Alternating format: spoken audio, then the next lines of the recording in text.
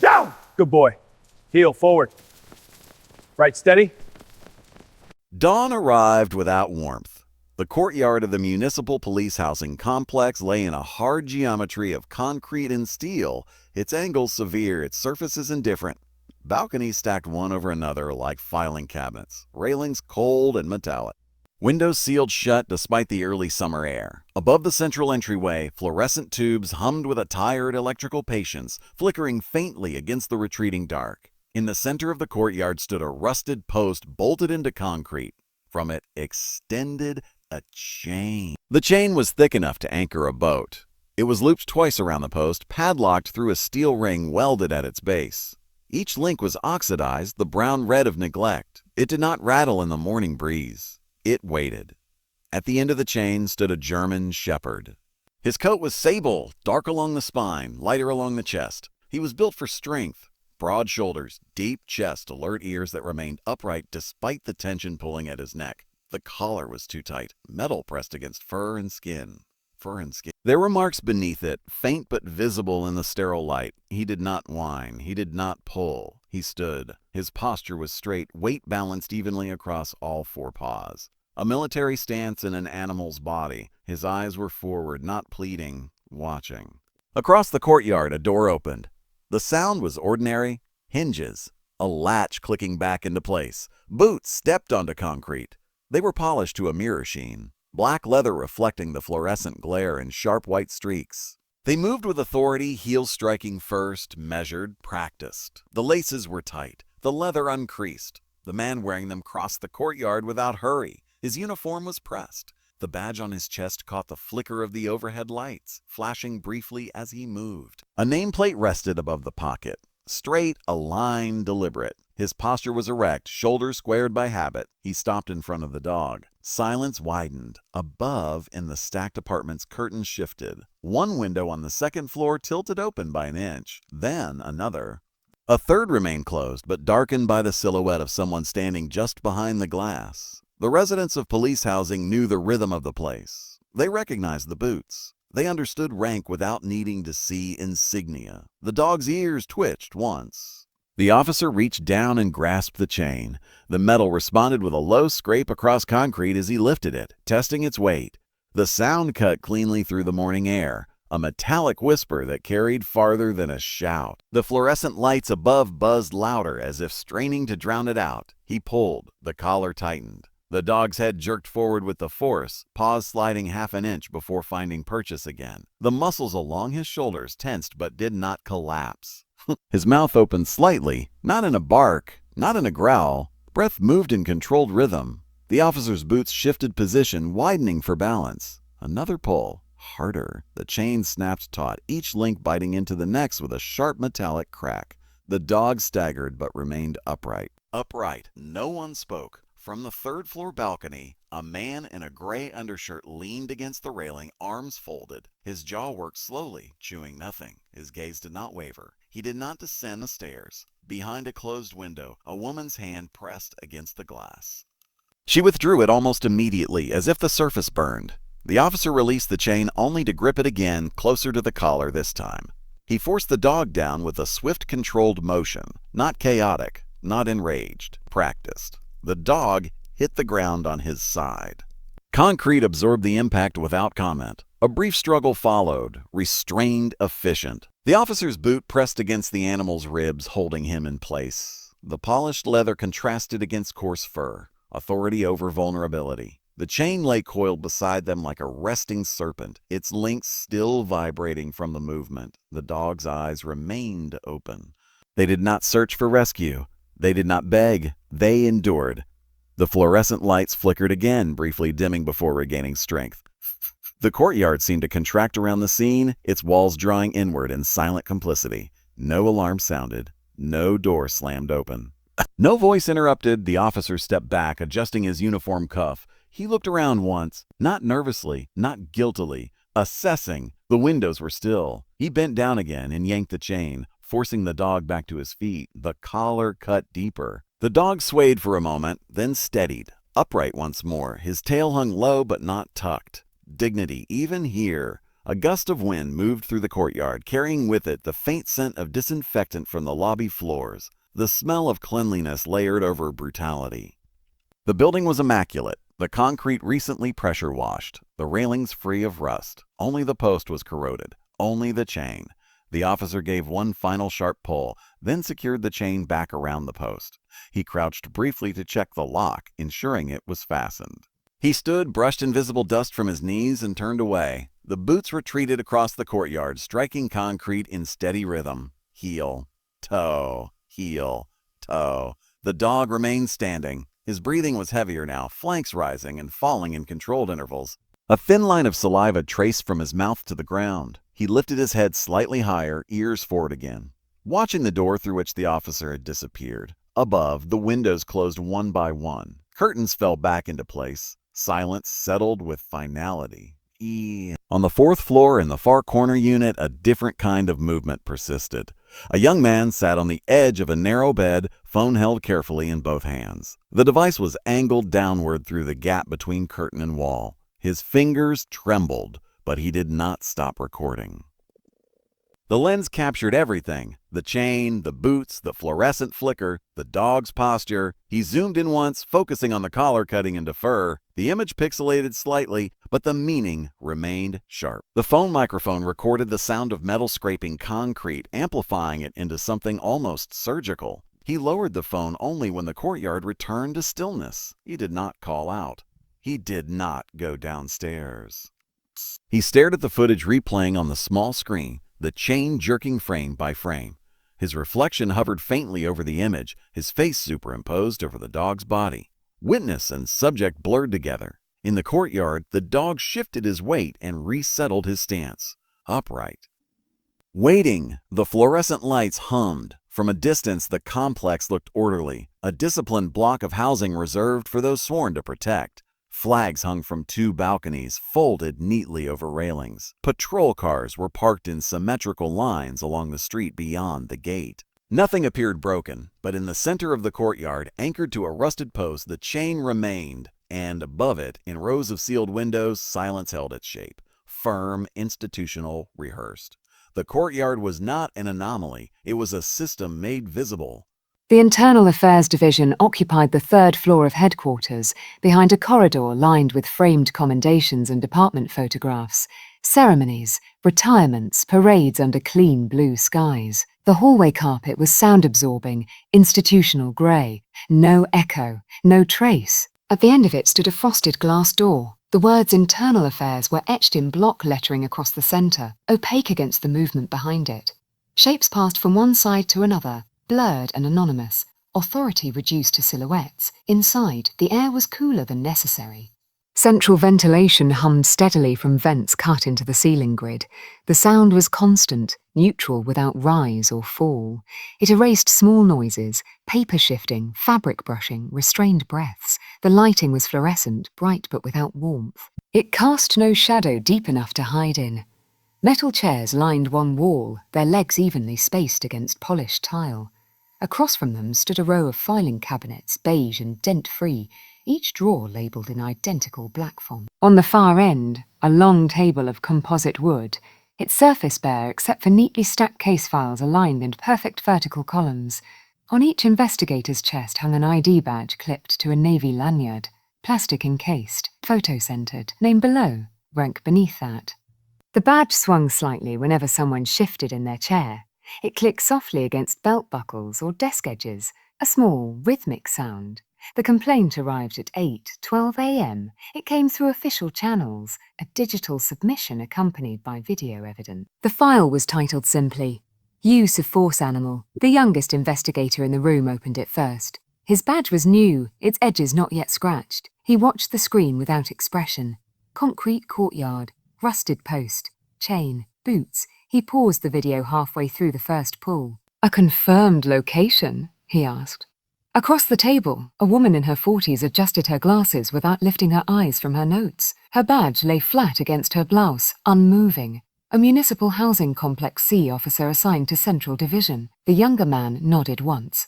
He resumed the video. The chain jerked taut. The dog stumbled. The fluorescent flicker from the courtyard carried faintly through the recording, a stuttering pulse of light. The metal scraping sound vibrated through the office speakers, sharper here in the sterile room than it had likely been in the open air.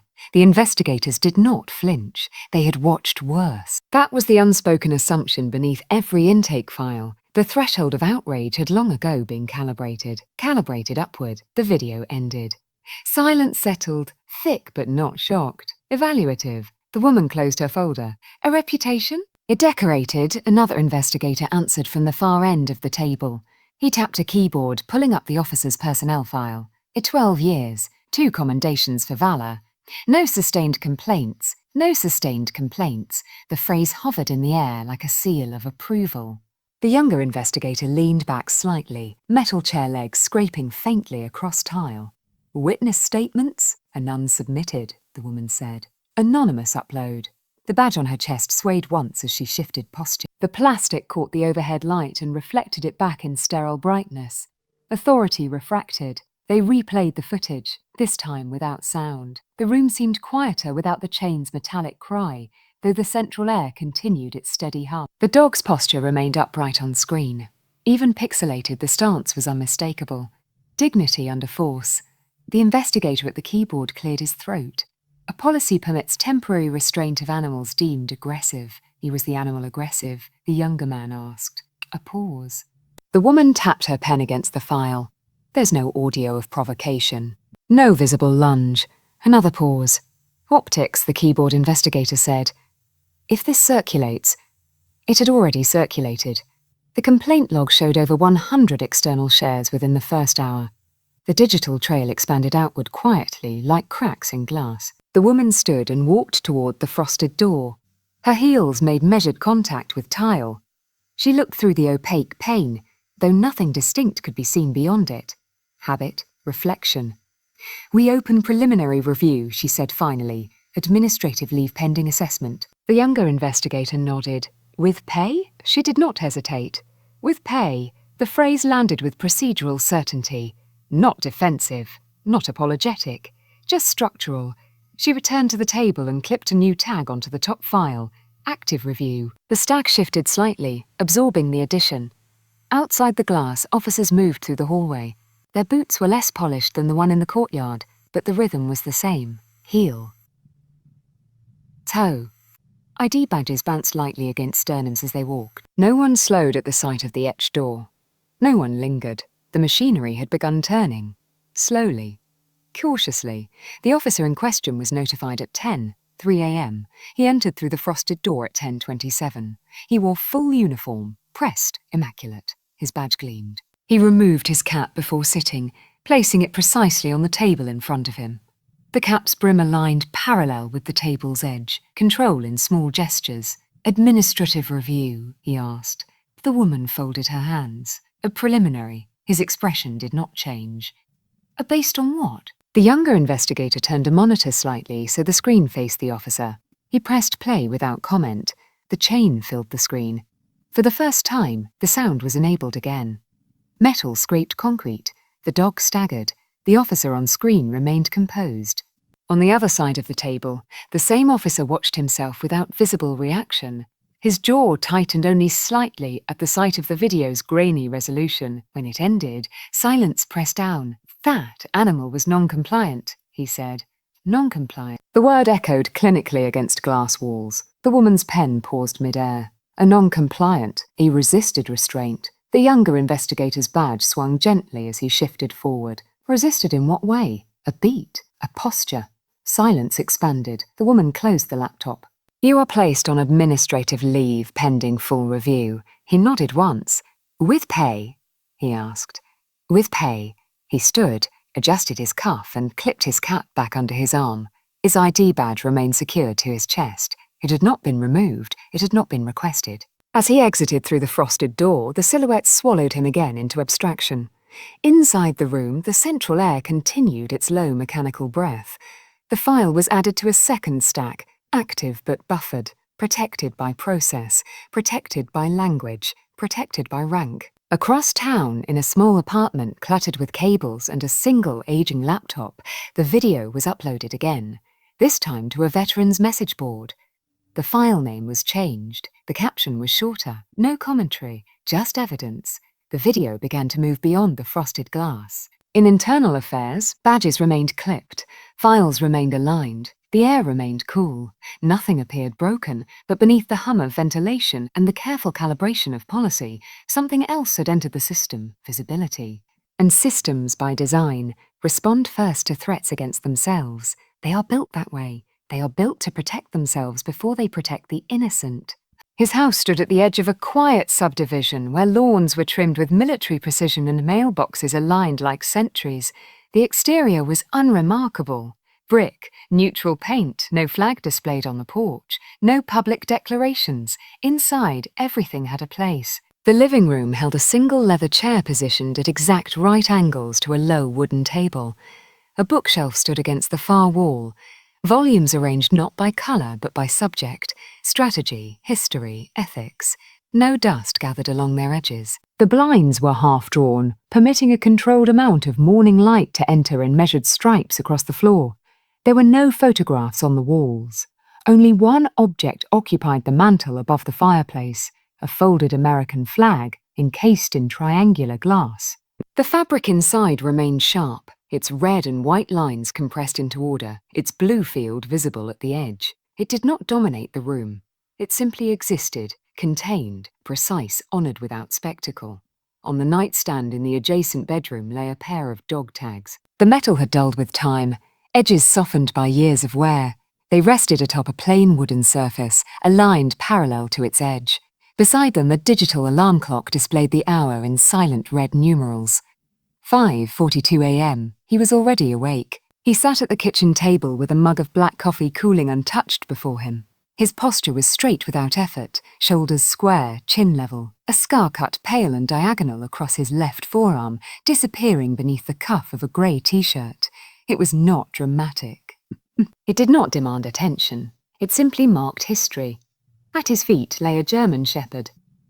Older now, muzzle flecked with grey. The animal's body was stretched along the hardwood floor, ribs rising and falling in steady rhythm. One ear twitched at the faint hum of the refrigerator. The dog's eyes were half closed but alert beneath the lids. Retirement had not softened him. It had only slowed him. The quiet breathing filled the room like a metronome. On the table, his laptop screen glowed faintly. An online veterans forum was open, a private network, invitation only. The kind where language was sparse and judgment direct. A new post had appeared overnight. No headline, just a link. He clicked it. The video began without introduction. Concrete courtyard, rusted post, chain, boots. He did not lean forward. He did not curse. He did not raise the volume. He watched. The fluorescent flicker reflected faintly in his eyes. The chain jerked taut. The dog staggered but remained upright. The retired shepherd at his feet lifted his head at the sound of metal scraping concrete from the laptop speakers. He did not bark. He did not move closer. He simply listened, ears tilting toward the source.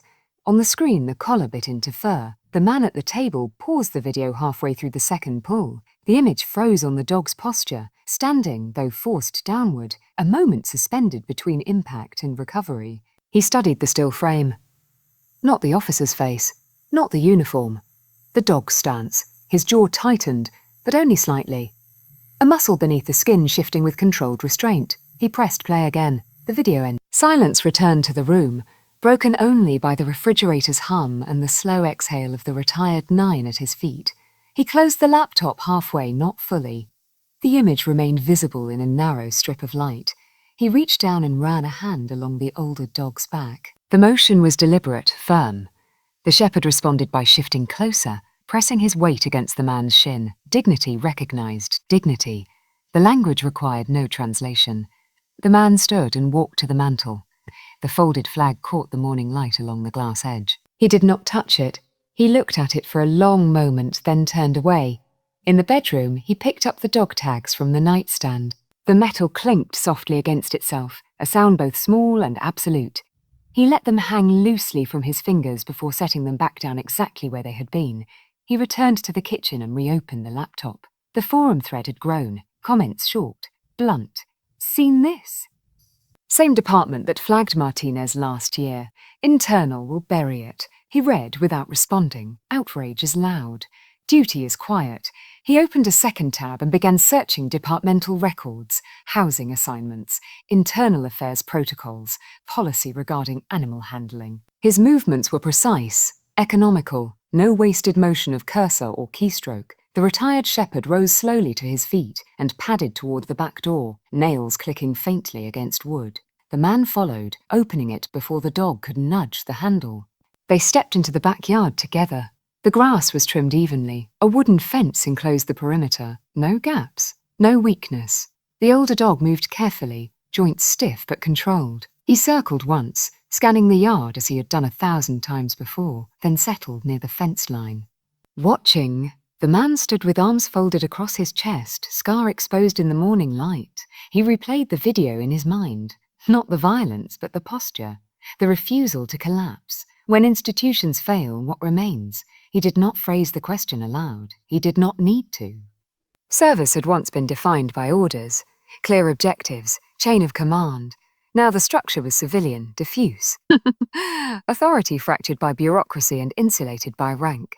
The video returned to him, the chain tightening, the boots pressing down. He looked at his own hands, steady. He walked back inside and retrieved a phone from the counter. He dialed a number from memory. It rang twice. "Yeah," a voice answered. "They need confirmation on a case," he said. His tone was level, neither urgent nor casual. A pause on the other end. "Animal, yes." Another pause, longer this time. "It's moving through internal," the voice said. A slow, expected, silence again. "You getting involved?" He looked at the laptop screen still open on the table. "Yes," not loudly. The retired shepherd returned to his place at the man's feet, lowering himself with controlled effort. The quiet breathing resumed. The house returned to stillness, but something had shifted. He moved to a small closet near the entryway and opened it. Inside hung civilian jackets arranged by season. On the shelf above them rested a compact tactical bag, unused but maintained. He took it down, set it on the floor, and unzipped it halfway. He did not fill it yet. Preparation begins long before movement. He stood for a moment, eyes closed, measuring. No anger. Anger clouds precision. No grand speech. No social media statement. No flag-waving indignation. Only decision. He zipped the bag shut and placed it by the door. The retired nine's breathing deepened into sleep. Morning light advanced across the hardwood floor, reaching the edge of the folded flag's glass case. It illuminated the tight geometry of the room, the alignment, the order, the discipline of restraint. Outside, traffic began to stir in the distance. Another day assembling itself into routine. He sat back down at the table and stared at nothing for a long time. Some men serve the country, others serve its conscience. "Officer, do you wish to respond?" He leaned forward slightly, bringing his mouth closer to the microphone. The red light reflected faintly in his eyes. "The animal was non-compliant," he said. His voice was even. Professional. "A non-compliant in what way?" the chairwoman asked. It resisted restraint. The SEAL shifted his hands atop the folder. "Not fidgeting. Aligning." The officer continued. "A policy permits force necessary to establish control. The animal posed a potential threat." The paused as SEAL spoke for the first time. His voice was lower than expected. The question did not accuse. It dissected. The officer turned his head slightly toward him. It resisted. But that wasn't the question. Silence thickened. The officer's uniform remained unwrinkled. His badge did not tilt. "No," he said. The word landed flat. The SEAL nodded once. "Did it bite?" "Did it bark?" A fractional pause. And no. The chain's echo seemed to linger in the air, though the speakers were silent now. The chairwoman interjected, her tone carefully neutral. "Let's remain within procedural bounds." The SEAL inclined his head in acknowledgement, but did not withdraw his gaze. "Authority," he said quietly, "is not the same as necessity." The officer's hands tightened slightly on the table's edge. "Not enough to crease fabric. Enough to register. I acted within policy," the officer replied. The SEAL expression did not change. "A policy is a floor," he said, "and not a ceiling." The words hung between them. No raised voices. No pounding fists. Only posture and breath and the faint mechanical pulse of recording equipment. One panel member finally reached for a pen. It hovered above the legal pad but did not touch paper. The chairwoman pressed her fingertips together. If this hearing concerns adherence to departmental standards. The seal nodded once. A standards-shaped culture. The officer faced forward again. I have served this department for 12 years. 2 commendations. No sustained complaint. The repetition of reputation moved through the room like a credential presented at a checkpoint. The seal responded without hesitation. "And the dog?" he asked. Silence. The officer did not answer. The microphone lights continued blinking red, patient and unjudging. The technician disconnected the laptop. The screen went dark. But the image remained, imprinted behind eyelids, suspended in memory. The chairwoman announced a recess for deliberation. The red lights clicked off simultaneously, small points of authority extinguished for the moment. Chairs scraped softly against tile as the panel stirred and exited through a side door. The officer remained seated for a beat longer before rising. He smoothed the front of his uniform instinctively, though it did not require adjustment. The seal stayed seated. For a brief moment, the 2 men stood across the long table without microphones between them. "You weren't there," the officer said quietly. No," the seal replied. But the chain was." The officer's gaze hardened, then flattened. He turned and walked toward the exit, heel, toe, heel, toe. The door closed behind him with restrained finality. The seal remained alone in the fluorescent-lit room. He looked at the untouched legal pads, the blank pages waiting for justification. He looked at the microphones now dark and dormant. He looked at the empty chair where authority had just sat. He did not exhale heavily. He did not shake his head. He simply stood and collected his folder. Outside the chamber, the hallway bustled with muted administrative life. Phones ringing, printers whirring, boots crossing tile in orderly rhythm. ID badges swung against chests as officers passed one another without pause. The hearing room door, frosted and opaque, revealed nothing of what had transpired inside. From a distance, it would appear that process was functioning, that review equaled accountability, that recording equaled reckoning. But inside institutions, justice is rarely a revelation. It is a negotiation, and negotiation by design protects the structure first. The image spread without commentary. A still frame first, the dog upright against the chain, ears forward, collar biting into fur. Cropped tightly enough to remove the officer's face, wide enough to show the boots. It appeared on local news sites before noon. By evening, national outlets had embedded the footage with restrained headlines and looping clips.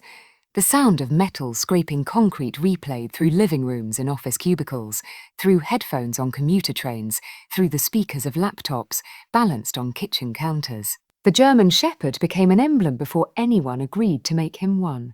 Outside the precinct, the air shifted. News vans lined the curb in a neat mechanical row. White vehicles branded with bold logos.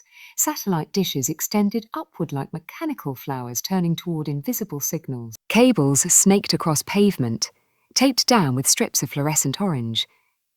Cameramen adjusted tripods with small, efficient movements. Reporters rehearsed lines under their breath, smoothing jackets, checking earpieces. The building behind them stood rigid and square, glass facade reflecting the overcast sky. Above the entrance, the department's insignia remained polished, undisturbed. By late afternoon, protesters gathered. Not a crowd at first, a cluster. They held signs printed hastily in black ink. Dignity is not optional.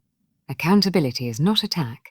Protect the voiceless. The cardboard edges bent slightly in the wind. The signs trembled, thin against the wide facade of the station. No chanting, no drums, just presence. Silence can be louder than slogans.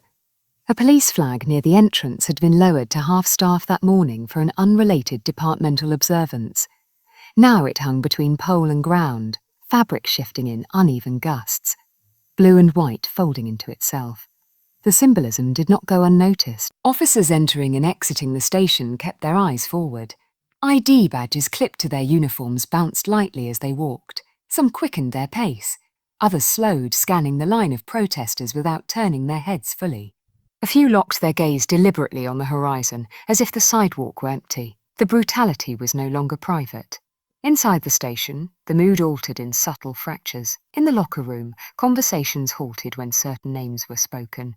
Metal locker doors closed more softly than usual. Ways up and see. A patrol officer stared at his own reflection in a scratched mirror longer than necessary before pinning his badge back to his chest. He followed policy. One voice muttered near the sinks. "A policy isn't the point," another replied, barely audible. Silence followed. In the hallway outside Internal Affairs, footsteps slowed. The frosted glass door remained shut, opaque as ever. But now officers glanced at it as they passed, not in deference but in calculation. Reputation had once been armour, now it was weight. At dusk the news cycle intensified, panels debated. Commentators framed the footage in careful language. Words like optics, procedure, training standards floated across screens. The dog's image remained constant beneath the captions. The chain became a motif on social media, overlaid with quotes stylized in grayscale, placed beside images of salutes and folded flags. Some used it to condemn the department, others to defend it. The image endured both uses without changing. Across town, in a fence training field lit by portable halogen lamps, the Navy SEAL worked in silence. The younger German shepherd at his side was lean and coiled with contained energy, muscles defined beneath tight fur, eyes sharp. The dog wore a harness fitted precisely to his frame, straps aligned, buckles secured. The SEAL held a training leash, thick nylon worn smooth from use. He gave a subtle hand signal. The dog moved. Fast, controlled, direct. He pivoted around obstacles, responding to minimal cues. The leash snapped once in the air as the SEAL corrected a fraction of a misstep, not harsh, not punitive. A sound like a metronome marking tempo. Snap! The dog adjusted instantly. Precision was a language. It required no raised voice. Under the halogen lights, their shadows stretched long across the grass. The SEAL posture remained upright, shoulders squared, movements economical. He did not glance at his phone, though it vibrated once in his pocket. Preparation was not spectacle. He walked the dog to a metal post embedded at the edge of the field. Not rusted, maintained. He clipped the leash to it briefly. "A stand," he said. The dog obeyed. The SEAL stepped back 2 paces and watched. The younger shepherd stood with alert stillness, ears forward, tail level, no fear, no confusion, trust visible in the relaxed set of his jaw. The SEAL approached again and unclipped the leash immediately. He would not leave him tethered longer than necessary. The symbolism did not need explanation. He knelt briefly, adjusting the harness, checking the skin beneath for irritation. His fingers moved with clinical care. He looked into the dog's eyes for a long moment. Dignity is preserved in small gestures. The phone vibrated again. This time he checked it. A message from a reporter requesting comment. Another from a veterans group asking if he would attend a rally. A third from an unfamiliar number. "Thank you for stepping in." He deleted the reporter's message without reply. He typed a single word to the veterans group. Later, the unfamiliar number he left unanswered. This was not about attention. The dog at his side sat without being told, gaze fixed on the SEAL face. "Waiting." Again, he said. They resumed. Across the city, the precinct lights glowed into the night. Protest signs remained planted along the sidewalk, some now propped against a low concrete wall. A few candles flickered near the entrance, flames bending in the wind. The lowered flag shifted above them, fabric snapping faintly against the pole. Inside, the officer at the centre of the footage remained on administrative leave. He sat alone at his kitchen table, uniform hung neatly in the closet. His boots were polished, though he had nowhere to wear them. The television replayed the clip on mute. The image looped without sound. Chain, posture, fall, rise. He watched without expression. The department's leadership convened behind closed doors. Legal advisors drafted statements with language carefully engineered to avoid admission without appearing dismissive. Words were weighed like currency. Outside, cameras remained. Inside, air conditioning hummed. The pressure was not explosive. It was cumulative. By morning, the number of protesters had doubled. The signs trembled again in the wind. News vans remained stationed, satellite dishes unwavering. Social feeds refreshed with relentless rhythm, each share another eye fixed upon the institution. In the training field, the SEAL walked the younger shepherd to the fence line and stopped. Beyond it, traffic moved along the highway, headlights streaming in continuous lines. He removed the leash entirely now. The dog stood free at his side, unmoving without instruction. "A stay," the SEAL said. He stepped away. The dog did not follow. He watched. Institutions are built on structure. On walls and procedures and badges clipped to chests. But walls respond differently when watched from the outside. They creak, they adjust, they bend, incrementally, reluctantly. Because institutions bend only when watched. The courtyard looked smaller in daylight. The fluorescent fixtures had been switched off, their long white tubes inert against the concrete ceiling. Morning sun filtered down between stacked balconies, casting rigid lines across the pavement. The rusted post remained in the centre, unchanged. The chain still wrapped around it, padlock secured, metal dull and patient. The German shepherd stood where he had stood before, thinner now, but upright, his ears angled forward at the sound of approaching boots. Heel, toe, heel, toe. The officer crossed the courtyard with a folded document in one hand. He was not in full uniform this time, plainclothes, but the boots remained polished. The leather reflected the sun with the same disciplined sheen. Authority does not always require badge to announce itself. Two internal affairs representatives lingered near the entrance, hands clasped in front of them. Observers, not interveners. Procedure embodied. The officer stopped before the dog and unfolded the document deliberately. Property reclamation, he said, his voice echoing lightly against concrete walls. Animal registered under my name. No charges filed. Administrative leave does not negate ownership. The words hung sterile and legal in the open air. The dog did not move. His breathing was steady, ribs visible beneath fur. A faint scar traced beneath the collar where metal had pressed too long. His gaze remained level. From the archway leading into the courtyard, another set of footsteps entered. Measured, even, the Navy SEAL stepped into the light. He wore no suit now. Dark jeans, plain jacket. His posture remained exact, shoulders squared without effort. At his left side stood the younger German shepherd, the working 9. Harness secured. Leash held loosely but with unmistakable control. The younger dog's body was coiled but still, eyes locked forward. Not on the officer. On the chain. The internal affairs representatives stiffened slightly but did not step forward. This is a civil matter, one of them said, though his tone lacked conviction. The SEAL stopped 10 feet from the rusted post. I'm aware, he replied. No raised voice, no aggression. The officer glanced at him briefly, then returned his attention to the padlock. You have no standing here, the officer said. The SEAL gaze did not shift. Neither does cruelty, he answered. The officer crouched, reaching toward the chain. His boots pressed into concrete with quiet authority. He inserted a key into the padlock. The metal scraped faintly. The younger 9 stepped forward half a pace without command. The SEAL did not tighten the leash.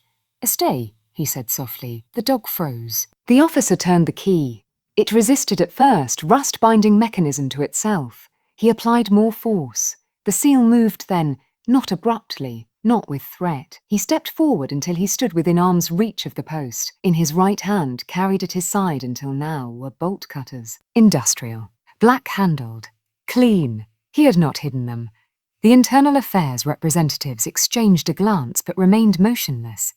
The boundary between policy and morality had narrowed to a strip of concrete no wider than a breath. You're interfering with lawful reclamation, the officer said without looking up. The SEAL knelt beside him. The movement was controlled, deliberate. He placed the bolt cutters around a link midway along the chain, not near the collar, not near the padlock, precisely at its centre. The officer's hand paused on the key. This animal is evidence, the SEAL said, of conduct under review. The officer straightened slightly. That review hasn't concluded. No, the SEAL agreed. It hasn't. The younger 9 shifted his weight forward, standing directly between the officer and the chained dog. Not growling, not baring teeth, simply present. Barrier, witness, guard. The officer rose to full height. You're overstepping, The SEAL stood as well. Bolt cutters resting against his thigh. Maybe, he replied. A long moment passed. The courtyard held its breath. Windows above remained closed, but silhouettes moved faintly behind glass. The building had learned to watch without participating. The officer's boots adjusted position, angling slightly away from the younger 9. A fractional retreat. The SEAL lowered the bolt cutters again. There was no dramatic wind-up, no visible strain, just calibrated pressure. The metal link resisted, then a sharp snap. The sound was clean and absolute, echoing off concrete walls like a verdict delivered without appeal. The chain fell slack. Half remained looped around the rusted post, the other half lay coiled at the dog's feet, no longer anchored to anything but gravity. For a second, the dog did not move. He stood exactly as before, posture unchanged. The collar still circled his neck. The habit of restraint does not dissolve instantly. The seal stepped forward and unclipped the collar with steady fingers. The metal fell away. The dog lifted his head higher. Sunlight struck his coat fully now, illuminating the darker ridge along his spine. His ears remained upright. His stance widened slightly. Not defensive. Balanced. Free. The officer stared at the broken chain on the ground. "We'll answer for this," he said quietly. The seal met his gaze without hostility. "So will you." The words carried no threat, only certainty. The younger 9 remained between them, silent, eyes unwavering. The internal affairs representatives finally stepped forward, not to restrain but to observe more closely. One bent to pick up the severed chain link, holding it between thumb and forefinger as though it were fragile. The officer's boots shifted again, this time unmistakably backward. One step, then another. Heel, toe. Retreat without acknowledgement. He did not look at the dog again. The seal placed a hand lightly against the rescued shepherd's shoulder. The touch was firm but respectful. The dog did not flinch. "Ah, come," he said. The dog stepped forward without resistance, leaving the rusted post behind. The remaining length of chain scraped faintly across concrete as it was lifted by an internal affairs representative. The sound diminished now, stripped of force. The courtyard felt different. Not louder, not triumphant, just altered. The rusted post stood alone at its centre, stripped of purpose. The fluorescent fixtures above remained dormant. Windows stayed shut, but the geometry had shifted. The dog walked beside the seal with measured steps, neither rushing nor limping. Each paw placed deliberately on concrete that had once held him down. At the archway, the seal paused briefly and looked back. The broken chain lay divided, half still coiled at the base of the post, half carried awkwardly by procedural hands. Power had not exploded. It had been recalibrated. When someone refuses to kneel, the weight of authority redistributes itself. The locker stood open. Its metal door, once closed with habitual force, now rested against the adjacent frame with a hollow echo. Inside, the contents had been reduced to absence. A single wire hanger swung slightly from the top rail, nudged by the building's ventilation system. The faint movement produced a soft, irregular tap against the steel interior.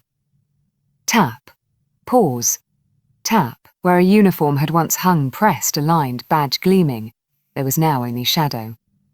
The officer's nameplate had been removed from the locker's exterior. 2 small holes remained where screws had held it in place. Imperfect circles. Permanent. Suspension had become formal. Internal charges escalated quietly but decisively. Conduct unbecoming. Excessive force. Violation of ethical standards. The language had shifted. No longer buffered by preliminary review. No longer softened by administrative leave with pay. Now there were investigators from outside the department. The words criminal inquiry appeared in official correspondence. The officer did not attend roll call that morning. His chair remained empty along the briefing wall. A rectangle of slightly darker paint marked where it had stood for years, protected from sunlight by routine. In the locker room, conversation fractured into clusters. "He's being sacrificed," one officer said near the sinks, voice low but firm. "He did what we've all done," another replied. A third remained silent, eyes fixed on the tiled floor. Silence had once protected loyalty. Now it revealed fear. Across the precinct, ID badges still clipped to uniforms felt heavy. Officers adjusted them unconsciously, fingers brushing plastic edges as if testing their own security. The frosted glass door of internal affairs no longer seemed distant. It seemed closer, thinner, carefully constructed, deliberate. "We take allegations of misconduct seriously. We are cooperating fully with independent investigators. We remain committed to the trust of the community." The flag outside the station was raised back to full height. The fabric snapped sharply in the wind, restored to position but not to certainty. Trust, once assumed, had become conditional. At the officer's home, the television flickered continuously. Legal commentators speculated on potential charges. Former colleagues appeared in split-screen interviews, some defending his service record, others declining to comment. He sat at his kitchen table, hands folded before him. The uniform no longer hung in the closet. It had been removed as part of the suspension process. The badge had been surrendered. placed into a clear evidence envelope across a desk in internal affairs. The moment had been brief. He had unclipped it himself. The metal had left his chest without resistance. Now on the table before him lay a small square of adhesive residue where the badge holder had once been secured to his plainclothes jacket. A faint imprint, the absence more visible than the object had been. He looked at his boots, still polished. There was nowhere to wear them. Across town, in a veterinary clinic washed in antiseptic light, the rescued German shepherd lay on a stainless steel examination table. The room was cold, clinical, deliberate, cabinets aligned, instruments arranged in exact sequence. The veterinarian worked with quiet efficiency, stitching the skin beneath the collar line. Fine black thread closed the irritated wound where metal had pressed too long. The dog did not resist, sedated but aware, eyes half open, breath steady. The Navy SEAL stood near the wall, arms folded loosely across his chest. He watched without interference. His posture mirrored the operating environment, controlled, precise. Superficial damage, the veterinarian said. Heal. The SEAL nodded once. Healing is not reversal, it is adaptation. Later, at home, the dog lay on a blanket placed deliberately near the fireplace. Not too close to heat, not isolated in a corner, balanced. The retired shepherd approached cautiously, sniffing once before settling nearby. Two bodies in quiet proximity, their breathing aligning gradually into shared rhythm. The SEAL placed something on the wooden table between the leather chair and the couch, the chain, folded in half. The severed link visible at its centre, edges jagged where the bolt cutters had closed. It was heavy even at rest, the metal no longer connected to anything but memory. He did not hang it on a wall. He did not discard it. He set it down flat, a record. His phone vibrated again with interview requests. National networks now. Prominent hosts offering airtime, platforms, statements. He declined each one. No public condemnation, no speeches. He responded to one message only. A brief note from an advocacy group asking for confirmation that the dog was safe. He typed, nothing more. In the department, the empty locker remained open for 2 days before facilities closed it permanently. A new recruit's name would eventually replace the missing plate. The structure would continue. It always did, but the memory of that absence lingered in the corridor longer than anyone admitted. Some officers defended their colleague with rehearsed certainty. A due process, they said, a presumption of innocence. Others avoided the topic entirely, conversation shifting abruptly when the subject arose. Silence had grown heavier. It no longer protected, it implicated. The criminal investigation advanced methodically. Subpoenas issued. Body camera footage requested from unrelated incidents. Patterns examined.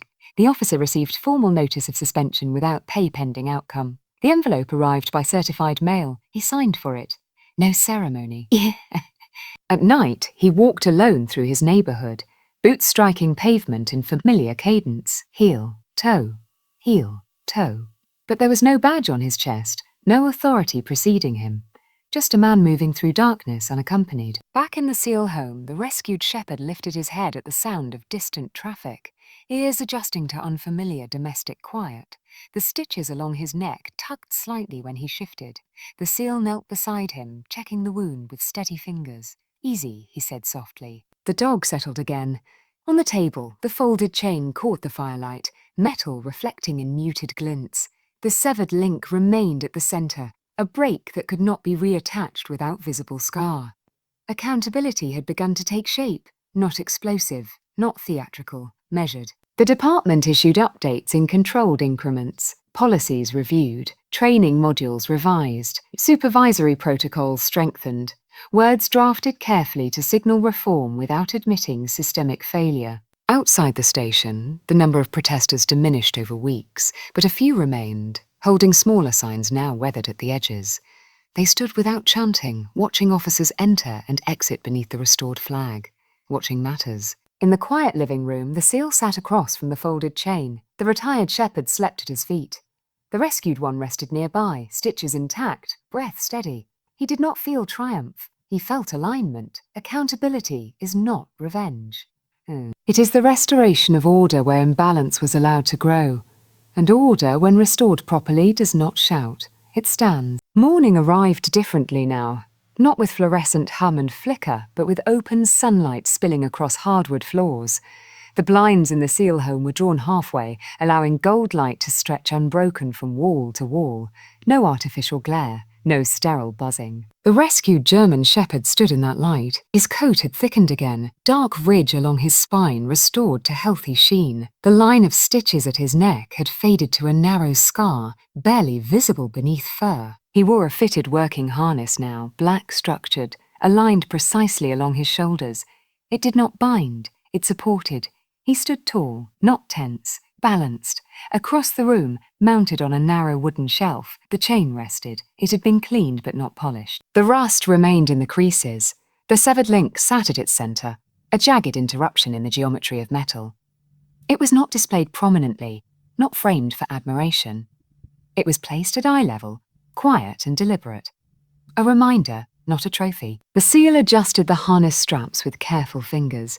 The younger 9, the one who had stood between cruelty and victim, waited by the door, posture steady, eyes attentive. The retired shepherd lay near the fireplace, slower now, but alert enough to lift his head at the sound of buckles clicking into place. The house remained sparse, ordered, intentional. The seal clipped a leash to the rescued dog's harness, not as restraint but as signal. Structure is not the same as control. It is agreement. They stepped outside together. In the months that followed the intervention, time had layered itself into routine. The rescued dog underwent rehabilitation, physical therapy first, then controlled training sessions. Commands were reintroduced gradually. Trust was not assumed. It was rebuilt.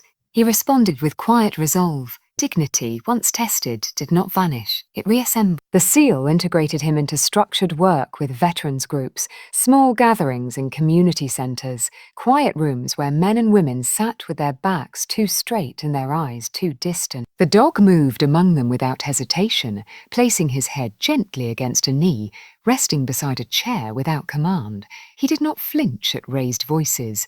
He did not recoil from trembling hands. He stood, a steady presence. In one session, a young veteran knelt before him, fingers brushing the faint scar at his neck. "They did that to you?" he whispered. The dog's gaze remained unbroken. The seal, standing at a respectful distance, said nothing. Healing does not require commentary. Across town, the institution shifted, not loudly, not ceremonially. Training manuals were updated, language revised. A new module introduced on ethical animal handling, mandatory for all personnel. Supervisory oversight tightened, review boards expanded to include civilian representation. No press conference marked the changes. No apology banner unfurled across the facade. Policy evolved in footnotes and revised clauses. In a quiet ceremony attended by few, a new recruit received his ID badge under the revised code of conduct. The badge was identical in shape and shine to those before it. Plastic casing, photo-centered, name below. But beneath the printed title was an additional line, small, almost overlooked. Community accountability clause enforced. The recruit clipped it to his uniform with hands that trembled slightly, aware of the scrutiny that now accompanied the symbol. Authority had not diminished, it had been defined. The former officer's trial unfolded without spectacle. Courtroom walls painted beige, flags positioned behind the bench. Microphones capturing testimony in calibrated tones. The footage was played again. Chain, boots, posture. The sound of metal against concrete echoed once more, less shocking now, more clinical. The prosecution spoke in measured language. The defense invoked service record, commendations, years of duty. The jury watched. The verdict arrived without drama. Guilty on charges of animal cruelty and misconduct in office. The sentence was neither maximal nor symbolic. It was structured. Fines, probation, mandatory ethics retraining, permanent termination from service. The officer stood as it was read. His boots, no longer polished for parade, rested flat against courtroom tile. He did not look at the gallery. He did not look at the screen. Outside, no crowd gathered. No cameras lingered. The news cycle had moved on to other urgencies. Justice, when it came quietly. Back in the seal home, the chain remained on the shelf. Visitors occasionally noticed it. "You keeping that?" one veteran asked once, gesturing toward the metal. "Yes," the seal replied. He offered no explanation. Memory prevents repetition. On a clear morning months later, the seal returned to a courtyard. Not the same one. This one belonged to a renovated housing complex for veterans transitioning back into civilian life. The concrete had been replaced with pavers. The lighting fixtures were modern, unobtrusive. Windows stood open to fresh air. No rusted post stood at its centre. The rescued German shepherd walked beside him without leash now. The younger 9 trailed slightly behind, controlled but free. The retired shepherd had remained home, resting in quiet comfort. Sunlight flooded the open space without obstruction. The rescued dog paused at the courtyard's centre, ears lifting at distant sounds, children laughing somewhere beyond the gate, a car door closing, wind brushing tree leaves. He stepped forward, then he ran, not wildly, not in panic. In controlled arcs across the open space, paws striking stone with confident rhythm. His body stretched fully for the first time in that environment, muscles extending without interruption. He circled once, twice, then returned to stand before the seal. Upright, free, the seal met his gaze, steady. Unbroken. Above them, windows remained open. Faces watched openly now, not concealed behind curtains, not filtered through frosted glass. Some nodded, some simply observed. Observation had transformed from complicity to vigilance. The seal looked once more at the open courtyard, at the absence of chain, at the unfiltered light. Systems do not collapse overnight. They recalibrate in increments, through policy revisions, through trials concluded without spectacle, through new badges clipped under amended codes. But they shift most decisively when individuals refuse to absorb silence as normal. When they refuse to kneel, the dog stood beside him, breath even, posture proud, morning light replaced fluorescent glare. And somewhere, on a quiet wooden shelf, a broken chain remained, not discarded, not glorified. Remembered. Systems are not changed by outrage. They are changed by those who refuse to become part of their silence.